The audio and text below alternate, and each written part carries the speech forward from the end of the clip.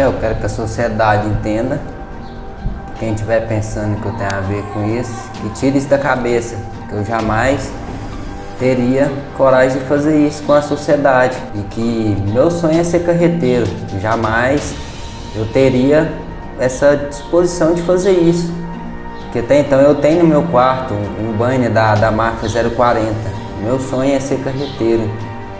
Eu vou tornar a falar para a sociedade, se alguém pensa que foi eu, tire isso da cabeça, que eu jamais teria a capacidade de fazer isso com o carreteiro, que tá aí correndo atrás do pão do dia a dia, deixa sua família em casa para trazer o sustento.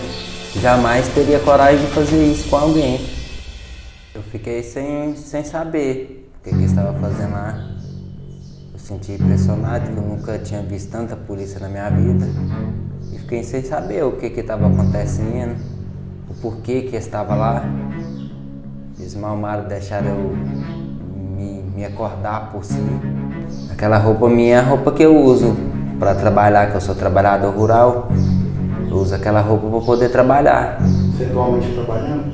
Não, mas faço bico.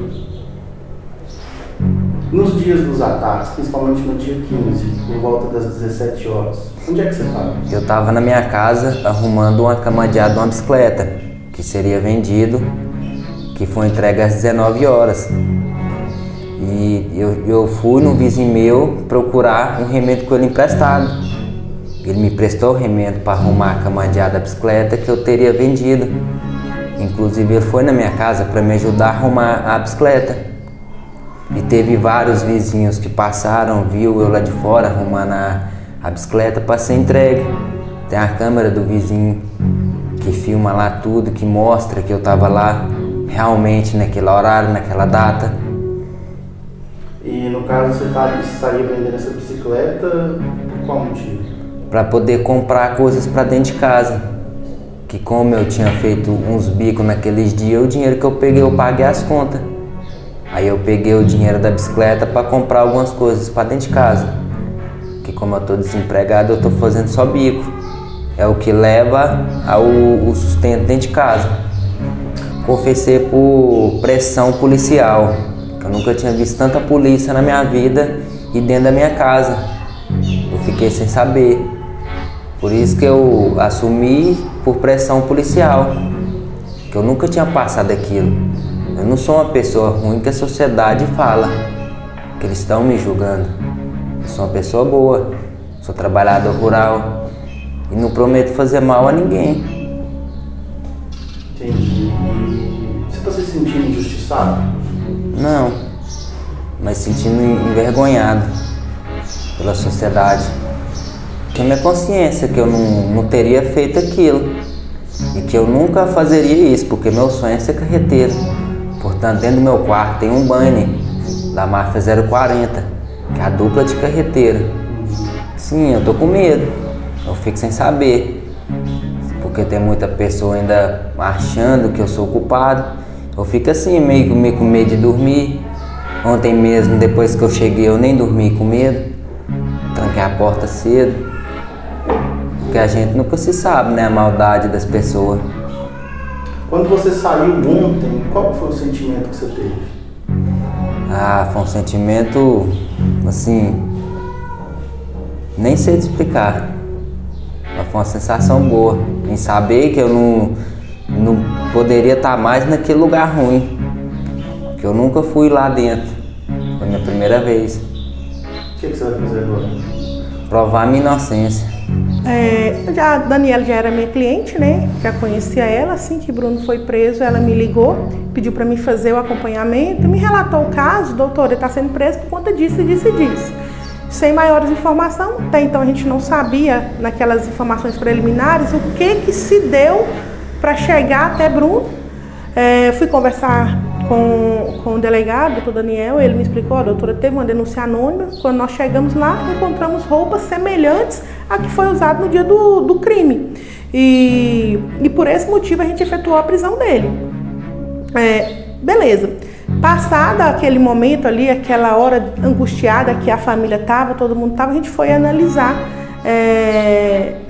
tudo que foi relatado no processo, no inquérito, na verdade, né, nas investigações ali preliminares que estava fazendo, que a investigação ainda continua, né, e percebi que a denúncia não foi checada, se foi uma denúncia de um desafeto do Bruno, de uma pessoa que queria mal do Bruno, se era uma pessoa do vínculo de amizade do Bruno, né? E depois fui analisar as imagens das câmeras do dia do fato, né, que ele foi acusado, e observei que as vestes eram diversas das vestes que o Bruno que foi apreendida do Bruno. Isso por quê? O Bruno tem uma jaqueta Bobojac preta. A jaqueta da pessoa que aparece no vídeo é uma jaqueta mais voltada, até então, era voltada para o verde, para o marrom, né? Essa foi uma das teses que eu mencionei na hora de preparar o pedido de liberdade do Bruno. A calça do Bruno era uma calça Oxford verde. Ela não tinha nenhum rasgo, não tinha nenhum detalhe. Ela tinha um furo no joelho, um pequeno furo no joelho. E em relação à botina, hoje em dia, João Pinheiro é uma área rural praticamente. Então, 80% da população tem uma botina mateira. Então, não dava para se levar o Bruno preso por conta daquela botina, né? E aí a gente embasou nessa situação e também algumas pessoas que já foram ouvidas outras vezes, já foram acusadas, foram ouvidas naquele dia também. E durante a oitiva delas, nenhuma delas indicaram o Bruno como autor, ou como conhecia o Bruno, ou como se o Bruno fosse parte de algum grupo. Então, diante dessas informações, a gente fez um pedido de liberdade provisória, né? O juiz daqui da comarca de João Pinheiro acatou o pedido, concedeu a liberdade, mas mediante a fiança e algumas cautelares. Porém, a família do Bruno é uma família simples, humilde, como vocês viram mesmo eles explicando, venderam uma bicicleta para complementar a renda de dentro de casa. Então, eles não tinham possibilidade, condição de pagar essa fiança desse valor. Então, diante disso, nós formulamos outro pedido, pedindo a isenção do valor da fiança e a concessão da liberdade dele. E o juiz sabiamente acatou, viu que ficou demonstrado nos autos que ele é mesmo a pessoa de hipossuficiência, que não tem condições para pagar essa fiança, acatou o pedido após 5 dias de prisão e liberou ele. As investigações ainda continuam, o doutor Daniel está ouvindo algumas pessoas ainda, está em cima das investigações para tentar concluir o inquérito aí mais rápido possível. A defesa de Bruno também vai ficar acompanhando de perto o inquérito e demonstrado que ele não teve culpa, a gente vai pedir a absolvição, o arquivamento do processo, né? Como o Bruno falou, tem até imagens de câmera de segurança do vizinho dele que pega a casa dele, tem os outros vizinhos também que passaram na rua e viram ele.